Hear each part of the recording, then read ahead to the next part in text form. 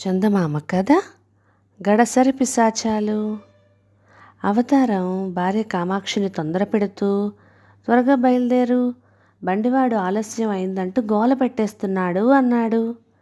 కామాక్షికి ఈ ప్రయాణం ఏమాత్రం ఇష్టం లేదు. నువ్వొక వెర్రిమాలోకానివి, మనం పెట్నం వెళ్ళవలసిందే అన్నాడు అవతారం పట్టుదలగా. మర్నాడు సాయంత్రం అతడి స్నేహితుడి చెల్లెలు పెళ్ళి. ఊళ్ళో ఉంటే ఏదైనా బహుమానం ఇవ్వక తప్పదు, అదొక దండగ ఖర్చు. ఇలా ఆలోచించి అవతారం ఆ సాయంత్రమే స్నేహితుడితో తన మామగారికి ఒంట్లో బాగోలేదని కబురు వచ్చిందని, తను బయలుదేరి వాళ్ళ ఊరు వెళ్తున్నానని చెప్పాడు. అయిష్టంగా ప్రయాణానికి తయారవుతున్న భార్యతో అవతారం, ఎల్లుండికి మన పెళ్లి జరిగి సంవత్సరం ముగుస్తుంది, పట్నంలో కొత్త బట్టలు అవి కొనుక్కొని నిదానంగా తిరిగి వద్దాం, ఈ లోపల ఇక్కడ పెళ్ళి ముగిసిపోతుంది అన్నాడు. కామాక్షికి ఇది అన్యాయంగా తోచింది. ఆ స్నేహితుడు తన పెళ్ళికి వెండి పళ్ళెం చదివించాడు. ఆ సంగతి ఆమె భర్తకు గుర్తు చేసింది. నా పెళ్ళికి చదివించాడు, అంతేగాని నా చెల్లెలి పెళ్ళికి చదివించాడా ఏం అంటూ అవతారం విసుక్కున్నాడు. అతడికి ఈ ప్రయాణం వెనక ఉన్న గుట్టు తెలిస్తే మిమ్మల్ని తప్పక అసహ్యించుకుంటాడు అన్నది కామాక్షి. వాడికి ఈ మాత్రం తెలివితేటలు కూడానా, వాడక మొద్దు స్వరూపం అంటూ అవతారం తేలిగ్గా నవ్వేశాడు. ఇద్దరూ చీకటి పడుతుండగా బాడుగ బండిలో బయలుదేరారు. తెల్లవారే లోపల పట్నం చేరవచ్చునని వాళ్ళ నమ్మకం. కానీ బండి సగం దూరం వెళ్ళేసరికి పెద్ద పెట్టున వర్షం ప్రారంభమైంది. వానజల్లుకు భార్యాభర్తలిద్దరూ బాగా తడిసిపోయారు.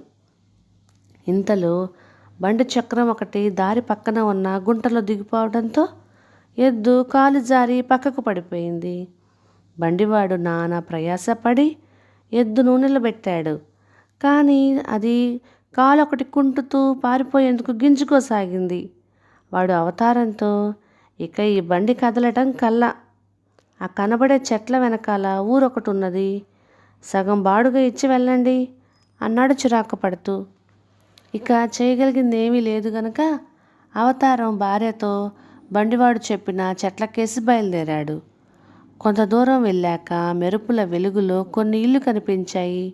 అయితే ఆ సరికి అర్ధరాత్రి కావటంతో ఎక్కడా దీపపు కాంతి లేదు. అవతారం దారి పక్కన ఉన్న ఒక పాడుబడిన ఇంటి అరుగు మీద కూర్చుంటూ, ఈ రాత్రి ఈ పంచనే గడిపేద్దాం అన్నాడు భార్యతో. పాడుబడిన ఇళ్లల్లో పిశాచాలు ఉంటాయని కామాక్షి ఎన్నో కథల్లో విని ఉన్నది. ఆ రాత్రి అక్కడ గడపడం అనగానే ఆమెకు వణుకు పుట్టింది. కామాక్షి చిన్న గొంతుతో, పిశాచాలకు ఇలాంటి ఇల్లంటే ఇష్టం అని చాలామంది చెప్పగా విన్నాను అన్నది. ఈ మాటలు వింటూనే అవతారానికి ముచ్చెమటలు పోశాయి. అయితే భార్య ముందు చులకన కావటం ఇష్టం లేక పైకి బింకంగా, పిశాచాలంటే ఎవరికి భయం, నేను 16 పిశాచాలను మారణ హోమం చేశాను, 32 భూతాలను భూస్థాపితం చేశాను, నన్ను చూస్తూనే పిశాచాలకు అంటూ మాట పూర్తి చేయకుండానే కెవ్వుమంటూ అరిచాడు. ఆ అరుగు మీదనే కొంచెం దూరంగా 2 పిశాచాలు కూర్చొని ఉన్నాయి. అవి 2 అవతారం మాటలు శ్రద్ధగా వింటున్నాయి. నిన్ను చూస్తూనే పిశాచాలు కెవ్వుమంటాయని అరిచి మరీ చెప్పాలా? మామూలుగా చెబితే చాలదు, నీ అరుపుకు మా గుండెల్లో దడ పుట్టుతున్నది. నీ మాటలకు అరుద్దామని అనుకున్నాము, కానీ గొంతు పెగల్లేదు అన్నాయి పిశాచాలు. పిశాచాలను చూడగానే కామాక్షికి ఒళ్ళు జలధరించింది. అవతారానికి కూడా నాలుక తడారిపోయింది. అయితే ఈ పిశాచాలు భయపడుతున్నవని ధైర్యం తెచ్చుకొని, నా ముందుకు రావటానికి మీకెన్ని గుండెలు అన్నాడు కోపం నటిస్తూ. బాబాబు, మా మీద కోపగించుకోకు, మమ్మల్ని మారణ హోమాలకు భూస్థాపితాలకు గురి చేయకు, మా దారిన మమ్మల్ని పోని అన్నదొక పిశాచం. మమ్మల్ని ప్రాణాలతో వదిలావో నీకు బతుకున్నంత వరకు తెగ రుణపడి ఉంటాం అన్నది రెండో పిశాచం.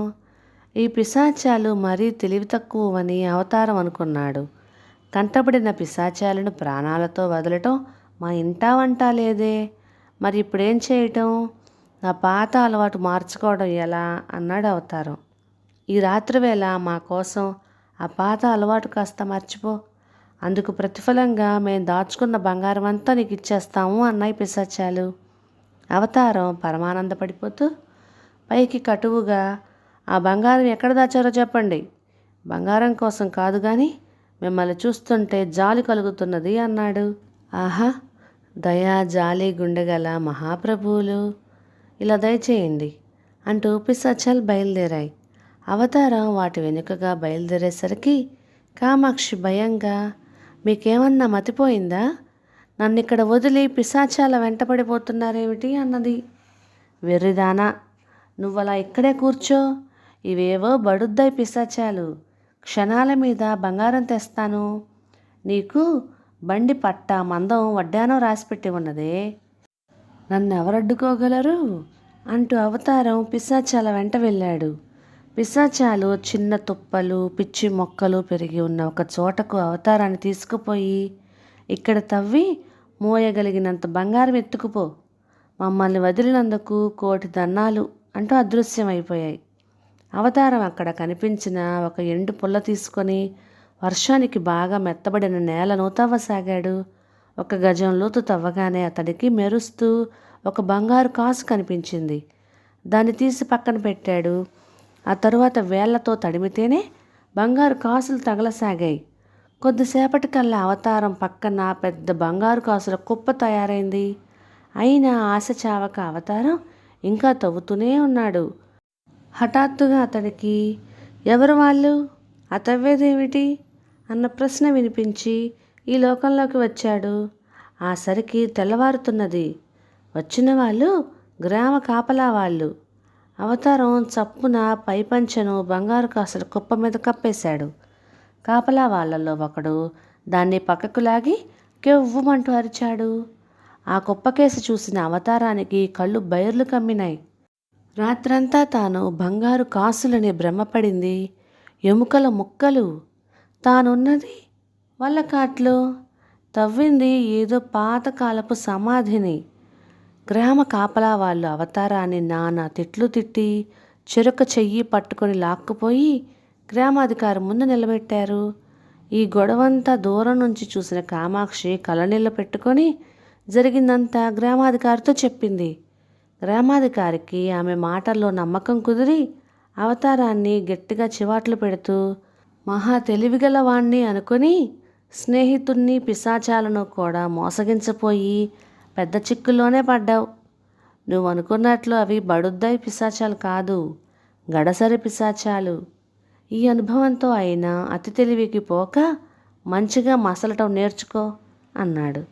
అవతారం గ్రామాధికారికి క్షమాపణ చెప్పుకొని అప్పటికప్పుడే బాడుగు బండి కుదుర్చుకొని స్నేహితుడి చెల్లెలి పెళ్ళికి హాజరయ్యేందుకు బయలుదేరాడు. కథ సమాప్తం. ఇక ఈ కథ మీకు నచ్చినట్లయితే ఇలాంటి మరెన్నో తెలుగు చిట్టిపొట్టి కథల కోసం please like, share and subscribe to my channel. Thank you.